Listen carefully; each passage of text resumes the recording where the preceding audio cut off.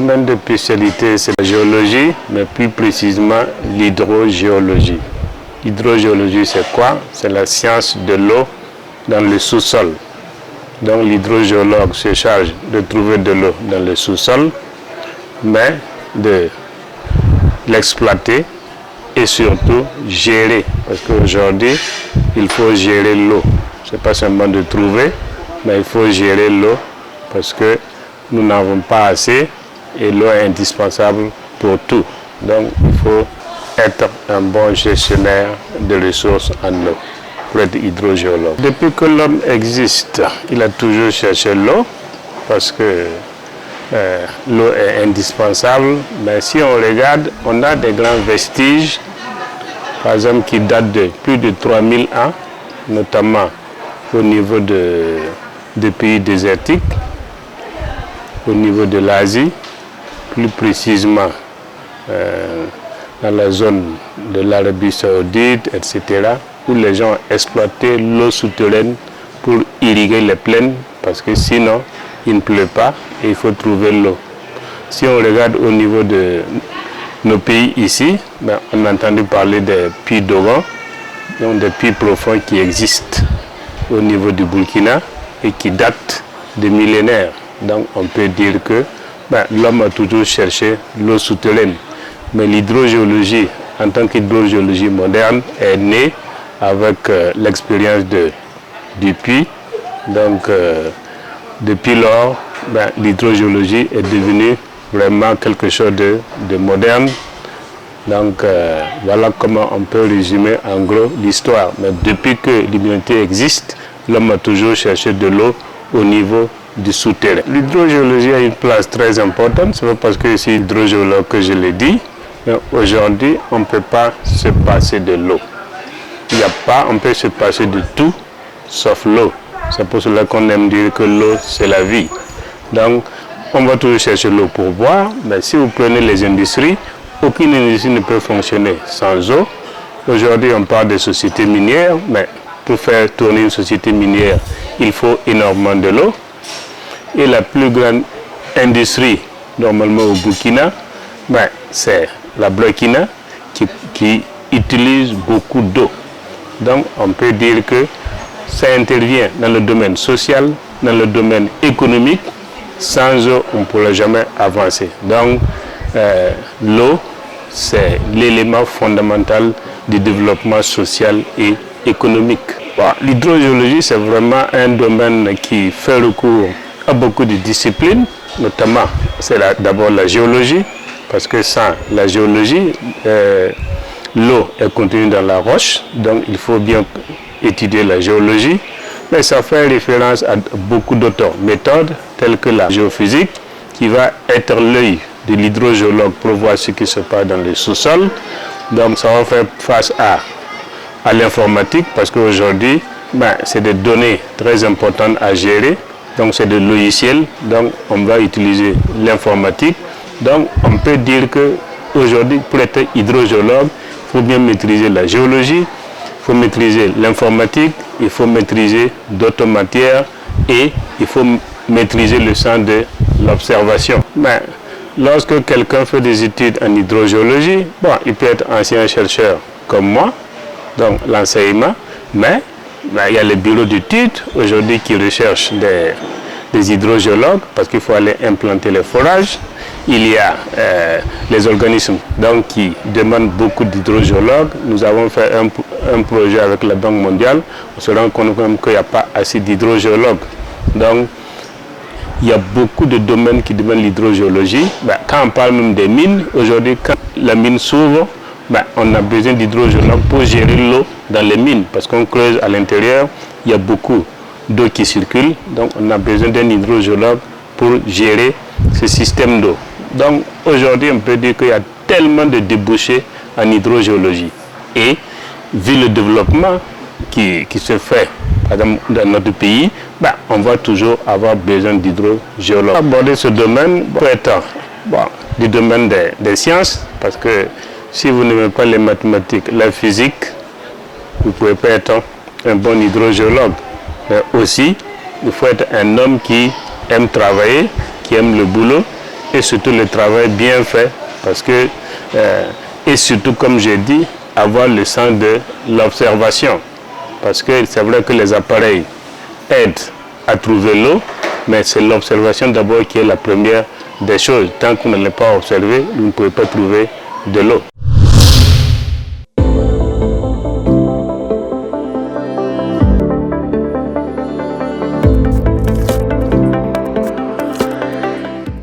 Mon parcours académique, en tout cas, j'ai eu cette chance-là et je remercie le bon Dieu de m'avoir permis d'avoir fait ce parcours. J'ai commencé par l'université de Ouagadougou, où j'ai fait 2 années. Mais compte tenu du fait qu'il n'y avait pas la suite, nous sommes partis à l'université d'Abidjan, en Côte d'Ivoire, où j'ai fait 2 ans aussi. Après, j'ai rejoint l'université de Montpellier pour faire le DEA, l'équivalent du master aujourd'hui. Et j'ai continué pour l'université de Grenoble pour faire ma thèse. Et en même temps que je fais ma thèse, j'ai fait une partie de la formation à l'université du Québec à Chicoutimi, au niveau du Canada. Donc, bon, c'est cette chance-là d'avoir parcouru, d'avoir peut-être toute cette expérience-là qui fait que je suis à l'aise dans mon domaine.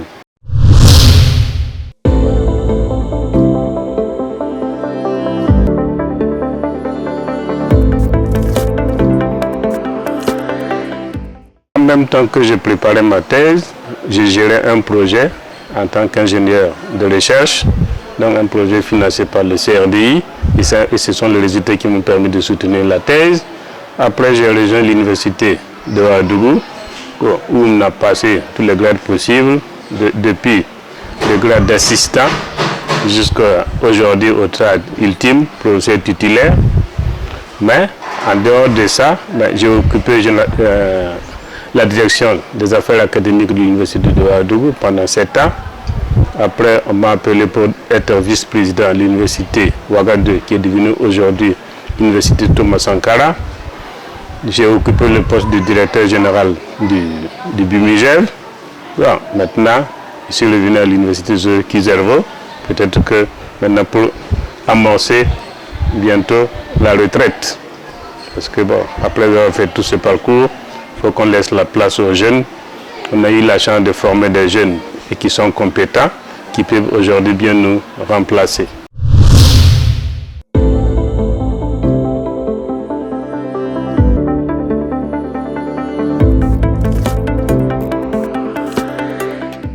Je peux dire qu'en gros, au jour d'aujourd'hui, je suis auteur et co-auteur de moins 30 articles de renommée scientifique publiés dans des revues internationales. Mais les plus marquants, c'est les publications sur les études géotechniques de barrages, notamment le barrage de Ziga, le barrage de Samandini. Donc le barrage de Ziga, c'était un domaine de socle, le barrage de Samandini, un domaine sédimentaire, et le barrage de Yakuta au niveau des dunes de sable. Donc il fallait faire des études géophysiques pour pouvoir aider les géotechniciens pour pouvoir faire l'exercice des barrages. Donc ça c'est côté barrage. Mais côté hydrogéologie pure, on a fait des études sur la productivité des aquifères du socle. Donc il faut déterminer quels sont les facteurs qui vont permettre d'avoir un forage positif et surtout un forage à gros débit. Donc, et on a pu implanter pour les chefs-lieux de province des forages à grosse productivité, notamment à Goursi, à Yako, à Po, à Léo, à Manga, à Zorgo, dans beaucoup de localités. Donc il fallait des forages à gros débit. Donc, et ces résultats-là ont fait l'objet de publications parce que nous avons pu savoir pourquoi on a eu des forages positifs. Et c'est là qu'on donne ces références-là aux jeunes pour essayer de se développer, pour pouvoir eux aussi arriver à trouver des forages à gros débit. Parce que ça, c'est pour pouvoir faire l'agriculture, pour pouvoir alimenter les gros villages, il faut nécessairement des forages à gros débit. Et aujourd'hui, l'agriculture par l'irrigation, c'est un passage obligé si nous voulons aller vers le développement.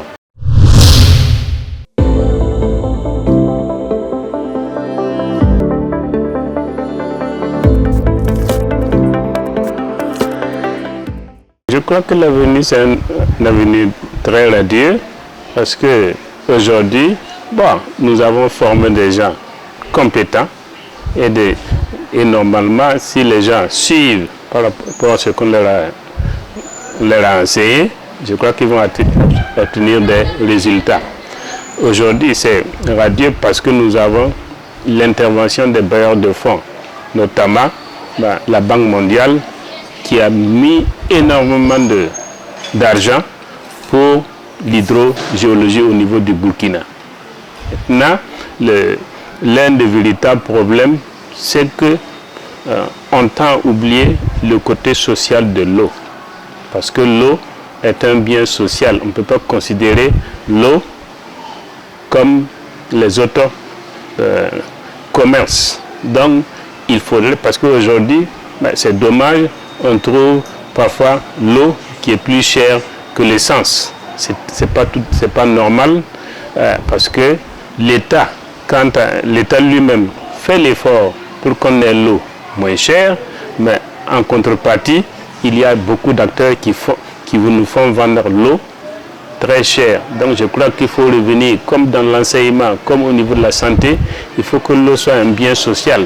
On n'a pas dit que les gens ne peuvent pas faire des affaires avec ça, mais il faut faire très attention parce que l'eau, elle est source de vie, mais j'aime dire maintenant, elle peut être source de mort. Parce que si on met ça dans un bien commercial sans essayer de voir un certain nombre de choses, l'eau peut être source de mort. Donc vraiment, on pense que les jeunes vont continuer et que l'État va prendre des mesures. C'est pour cela que nous avons lutté et nous continuons de lutter pour qu'il y ait l'ordre des hydrogéologues pour que ce domaine-là soit réglementé. Parce que si ce n'est pas réglementé, on peut aller à la dérive. Mais moi, je suis toujours confiant. Je dis que les uns et les autres vont participer pour qu'on arrive à harmoniser ce secteur-là et le rendre vraiment, pour qu'il ait un avenir vraiment radieux pour notre pays.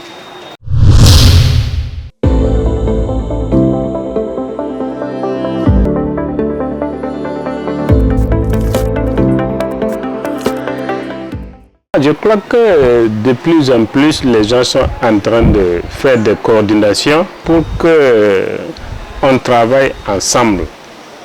Je crois qu'au niveau de la Banque mondiale, c'est ce qu'ils ont organisé.